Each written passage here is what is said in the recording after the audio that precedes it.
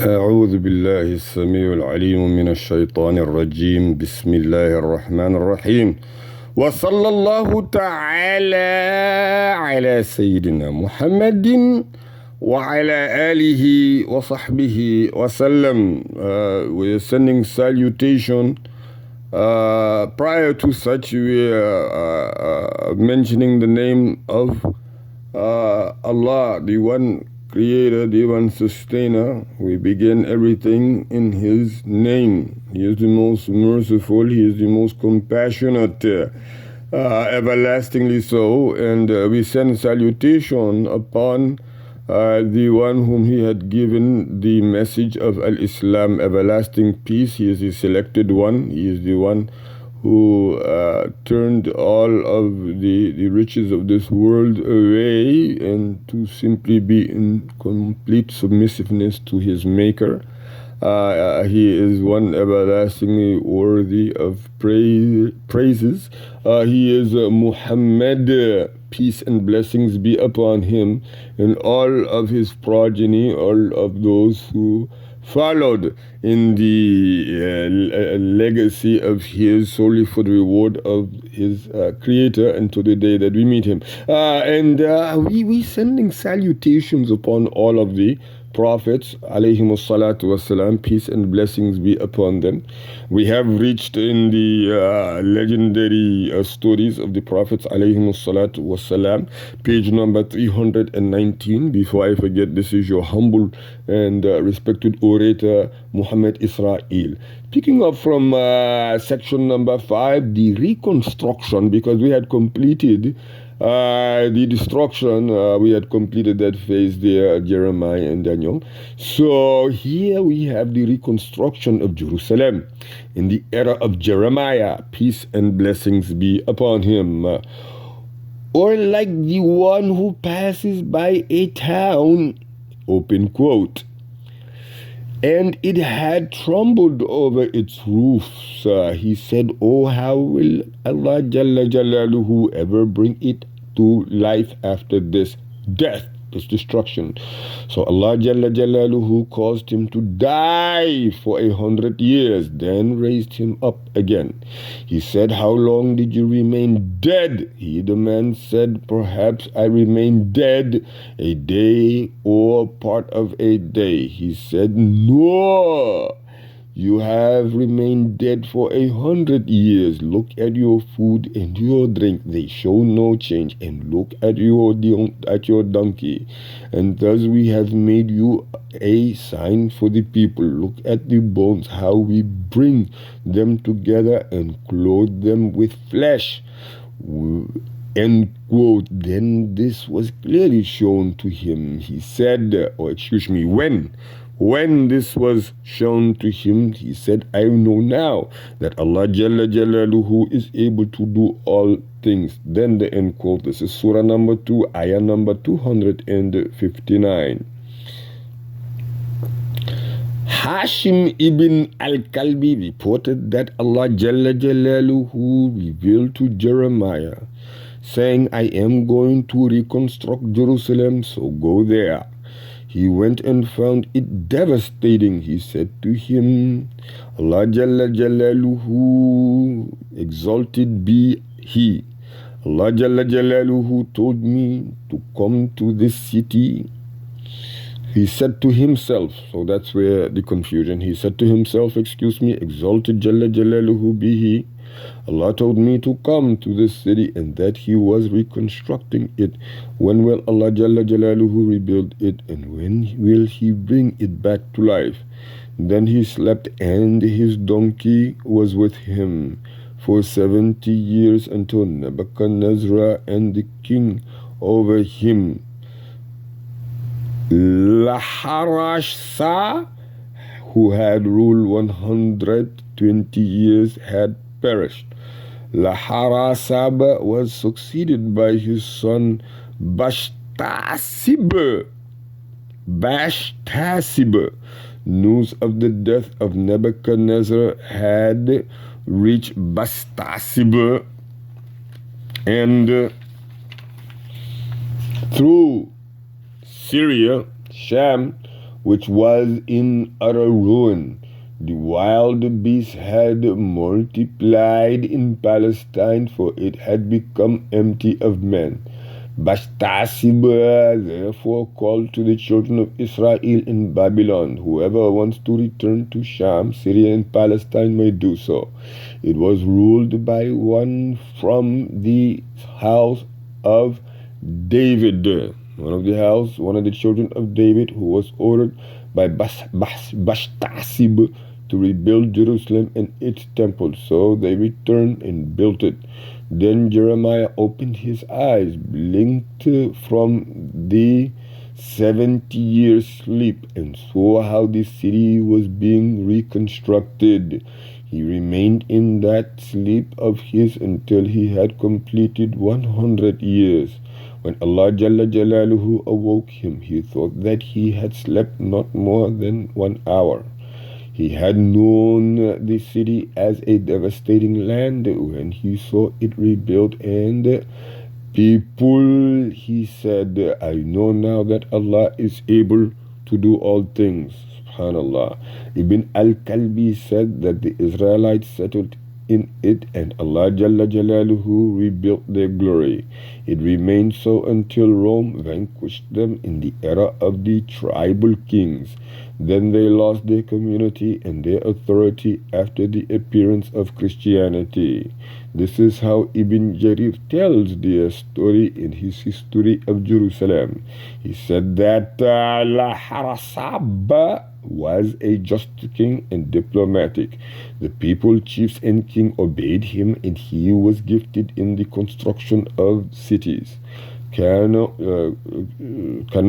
and institutions. When he grew too weak to rule, after more than 100 years, his son Bashtasib ascended to the throne. During his reign, the religion of Zoroastrianism, al-Majusi, appeared.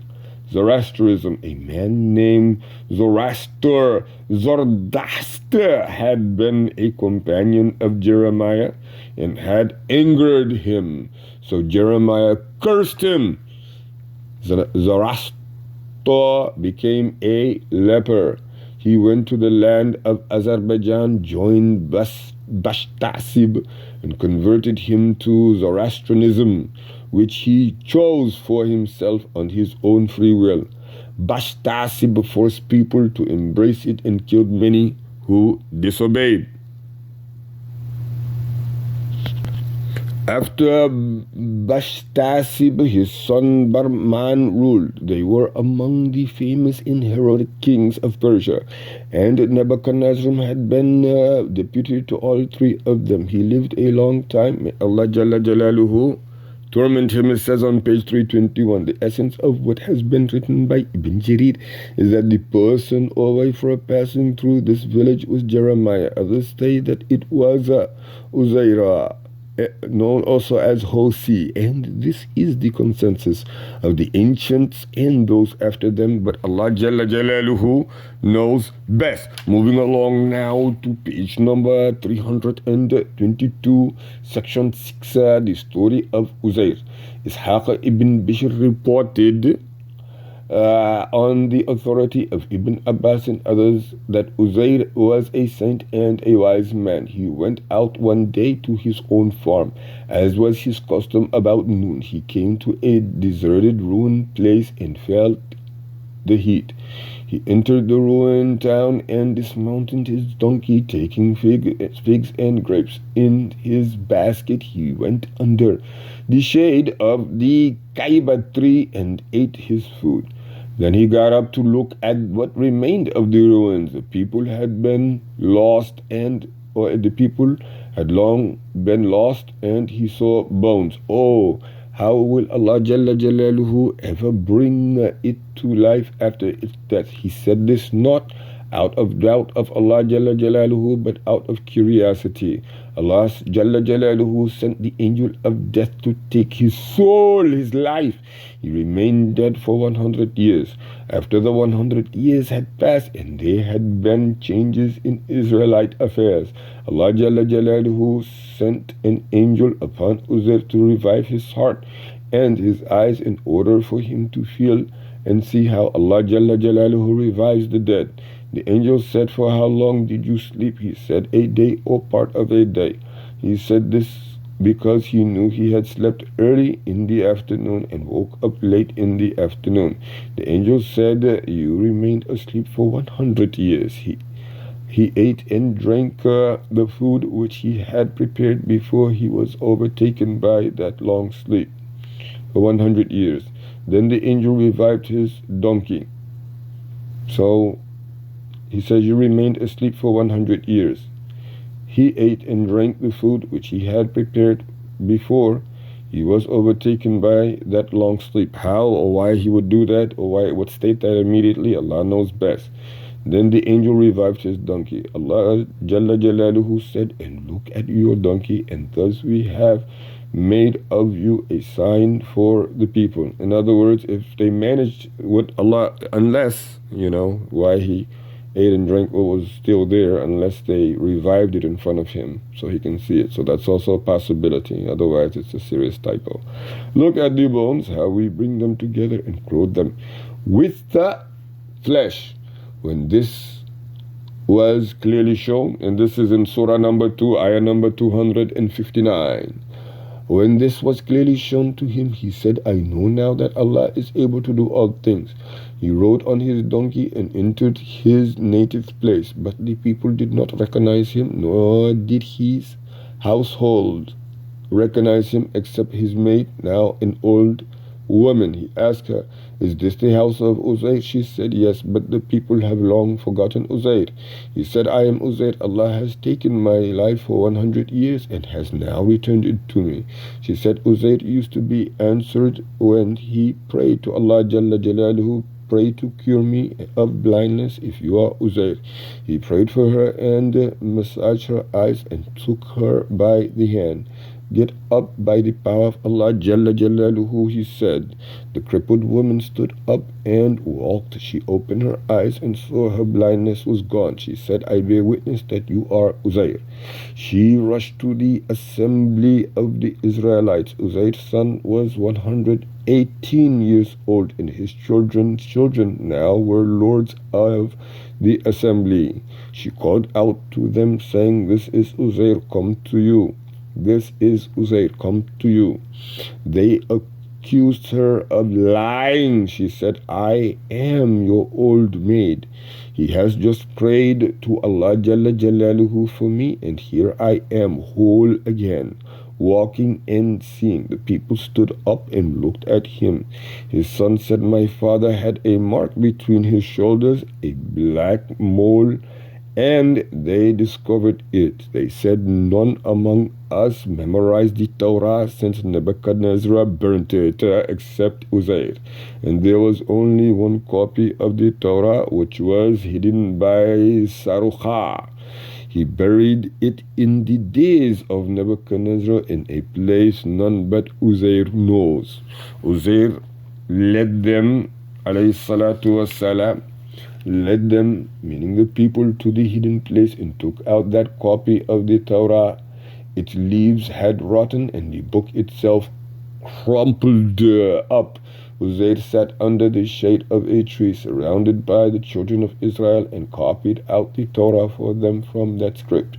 Henceforth the Jews said that Uzair is the son of Allah Jalla Jalaluhu for the two evidences which came down from the heaven, and for his copying the Torah, and for his fighting the cause of the Israelites. He had been copying the Torah for Ezekiel in the land of darkness, in the hermitage of Ezekiel. The village which was in ruins is said to be Sairabad. Ibn Abbas commented, so it is as Allah Jalla Jalaluhu said, we have made you a sign for the people, that is for the Israelites, in that he was sitting among his children, they old men, and he a youth. He died as a 40-year-old, and Allah Jalla Jalaluhu resurrected him at the same age on the day of his death. Very interesting. Surahs again, number 2, Ayah number 259. We will be briefly moving on to chapter 22, the story of Zachariah, John the Baptist, Yahya. Peace and blessings be upon him. The years had taken their toll on the prophet Zachariah. He was now old and bent with his age. In his 90s, despite his feebleness, he went to the temple daily to deliver his sermons. Zachariah was not a rich man, but he was always ready to help those in need. His one disappointment in life was that he had no children, for his wife was barren. This worried him, for he feared there was no one after him to carry out his work. The people needed a strong leader, for if they were left on their own, they would move away from Allah Jalla Jalaluhu's teachings and change the holy laws to suit themselves, as they have done today with the Quran. During one of his visits to the temple, he went to check on Mary, who was living in a secluded room of the temple, and this is Mary, the Virgin Mary. He was surprised to find fresh out of seasoned fruit, in her room. Besides him, no one had entry to her room. When he inquired, she told him that the fruit was from Allah Jalla Jalaluhu. She found it every morning, but why was he so surprised? She asked him, did he not know that Allah Jalla Jalaluhu provides without measure for whom he wills? This noble girl had opened his eyes to a startling idea. Could he not ask Allah Jalla Jalaluhu to bless him with a child in his old age? Even if his wife was past childbearing age, nothing was impossible for Allah Jalla Jalaluhu. And we will stop here on page number 326. Subhanakallahumma wa bihamdika wa tabaraka asmu rabbik.